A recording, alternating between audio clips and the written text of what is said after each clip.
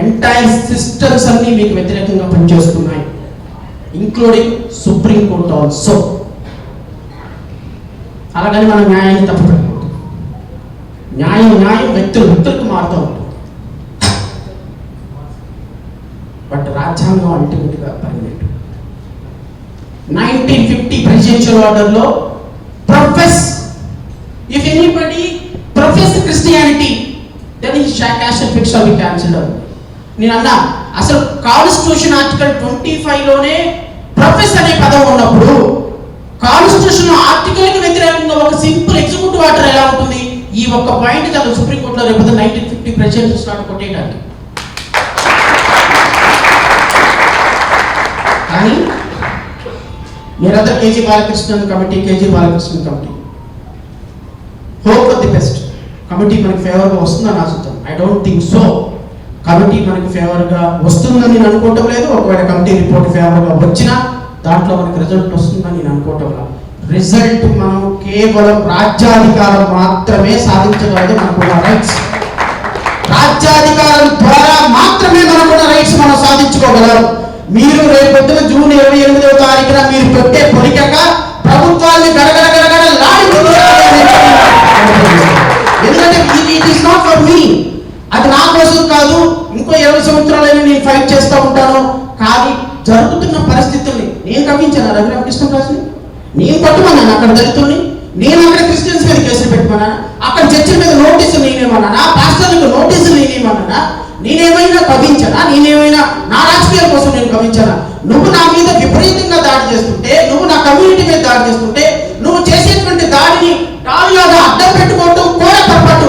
అంటే కొడితే కొట్టించుకోవాలి తప్ప నువ్వు అడ్డం పెట్టుకోవడానికి కూడా నీకు స్థాయి లేదు అని చెప్పేటువంటి ఒక దుర్మార్గపు సమాజంలో, దుర్మార్గపు ప్రభుత్వంలో మనందరం బ్రతుకుతున్నప్పుడు దీన్ని క్వశ్చన్ చేయాల్సిన బాధ్యత, దీన్ని ఎదుర్కోవాల్సిన బాధ్యత, దీన్ని మన కమ్యూనిటీనో లేకపోతే ఈ క్రిస్టియానిటీనో లేకపోతే ఇంకొక దాన్ని ప్రొటెక్ట్ చేసుకోవాల్సిన బాధ్యత ఎవ్రీ ఇండివిజువల్ మీద ఉంది అని మాత్రం గమనించాను.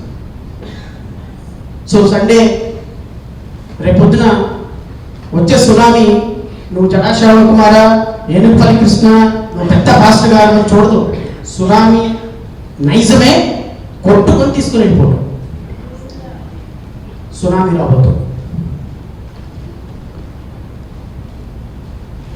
నాకు తెలిసి ఇప్పటికీ రాష్ట్ర వ్యాప్తంగా తెలుగు వేద లేవరా రఘురామకృష్ణరాజు పెట్టిన ఆర్గనైజేషన్లో 400 మంది ఎంప్లాయీస్ తల్లిదండ్రుల యొక్క సమాధుల ఫోటోలు ఇప్పటికి తీశారు. ఎక్కడ? ఒక ఆకువీడులో, భీమవరం ప్రాంతం.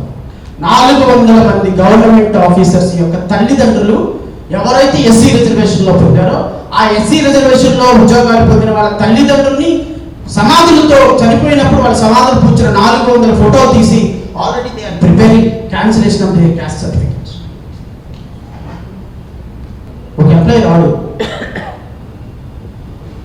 ఈ చర్చలు ఎలా నడుస్తాయి? చర్చెస్ ఎగ్జిస్టెన్స్ ఎలా?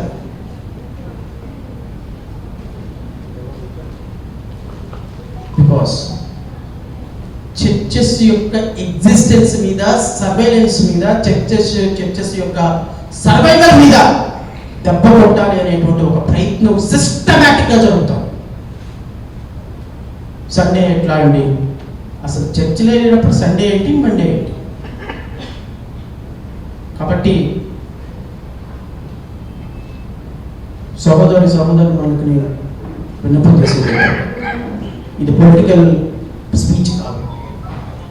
మీరందరూ నాకు ఓటేయమని అడగను. కానీ మీ అందరి తరఫున మీరు ఓటు వేసినా వేయకపోయినా పోరాటం చేయాల్సిన బాధ్యత నా మీద ఉంది. రాజ్యాంగం అనేది పరిరక్షించబడాలి అని కోరుకునేటువంటి వ్యక్తి. ఎక్కడ ఎవరికి రాజ్యాంగ హక్కులు కోల్పోయినా అక్కడ నేను ఉంటాను. ఈ రాష్ట్రంలో జరిగిన ప్రతి ఉద్యమంలో, రాజ్యాంగ హక్కులు కోల్పోయిన ప్రతి ఉద్యమంలో నా పాత్ర ఉంది. ఆ పాత్ర నేను సమర్థవంతంగా పోషించాను. అది అమరావతి రైతుల ఉద్యమం కావచ్చు, డ్రైవర్ సుబ్రహ్మణ్యం హత్య కేసు కావచ్చు, వాట్నాట్ డాక్టర్ సుధాకర్ అంశాలు కావచ్చు, వాట్నాట్ ఎన్ని వందల కేసులు, ఆకువీడు రామాలయం లాంటి, లేకపోతే ఆకువీడు గొంతెన్నమ్మగుడు కావచ్చు, ఇలా కొన్ని వందల ప్రాథమిక హక్కులు కోల్పోతున్నప్పుడు నేనున్నాను, మేమున్నాము అని గడమెత్తాల్సినటువంటి బాధ్యత సగటు భారతీయుడిగా, లేకపోతే ఒక న్యాయవాదిగా, ఒక ఫార్మర్ జడ్జిగా నా మీద ఉందని భావించాను. కాబట్టి దళిత క్రైస్తవుల సభని చాలా ప్రెస్టీజియస్గా ముందుకెత్తుకున్నాం. ఈ సభని విజయవంతం చేయాల్సిన బాధ్యత నాది కాదు, మీది. మీరు ఇంతకుముందు అన్నారు, మీ వెనక మేము ఉన్నామంటే మీరు ముందునే నడిపించాలి. నో, మీరే ముందంటే మీ వెనక నేను ఉంటాను, మీరు నన్ను నడిపించాలి. రాష్ట్రంలో ఉన్న ప్రతి ఒక్క క్రైస్తవ సోదరుడు, ప్రజాస్వామ్యవాది, దళితుడు ఎవరనే కాదు, మన బలం ఏంటో ప్రపంచానికి చూపించే రోజు ఒక రోజు వస్తుంది. ఆ రోజు జూన్ 28వ తారీఖు అని మీ అందరూ గమనించాలి. ఎందుకంటే మన బలం అంటూ ఒకసారి వాయిస్ లేకపోతే, ఆ వాయిస్ కనుక మన వాయిస్ ఇదిగో ప్రపంచానికి చూపించకపోతే వీళ్ళంతా ఎటోళ్ళ వెళ్ళిపోయారు. వీళ్ళకి ఏమంత ప్రాబ్లం లేదు, వీళ్ళని ఒంటరిగా ఉంటే కొట్టేయచ్చు. కానీ మన బలం ఏంటో ప్రభుత్వాలకు తెలియాలి. మన బలం ఎంత గొప్ప, అడిస్తే కొలికాక పెడితే ఎంత దూరం నిలబడుతో ప్రభుత్వాలకు తెలిసిన రోజున ప్రభుత్వాలు నిన్ను మనిషిగా గుర్తిస్తాయి, నీ మతాన్ని ఒక మతంగా గుర్తిస్తాయి, నీ యొక్క స్వేచ్ఛను గుర్తించి నువ్వు స్వేచ్ఛగా బతకడానికి అవకాశం కల్పిస్తాయి. సో కాబట్టి ఆలోచించుకొని మీరందరూ ఒక యునైటెడ్ ఒక తాటి మీదకి రావాల్సిన అవసరం ఉంది. ఏదో మనం బ్రతికేస్తున్నాం, మనకి ప్రాబ్లం వచ్చినప్పుడు చూసుకోవచ్చులే అని మీరు అనుకుంటే మాత్రం this is not attack a particular community, or this is not attack on a particular church. Now the attack is on an entire Christian community. The attack is on an entire Christian community. So కాబట్టి మీ అందరూ ఒకసారి మీరు introspect చేసుకోండి. నేను చెప్పాను ఇంకా మీ మనసుతో మీరు మాట్లాడుకోండి. నేను చెప్పింది మీకు మనసుకి ఎక్కినా ఎక్కకపోయినా మీరు మీకు కమ్యూనికేట్ చేసుకోగలిగితే, మీ మనసుతో మీరు మాట్లాడుకోగలిగితే, that will give lot of impact.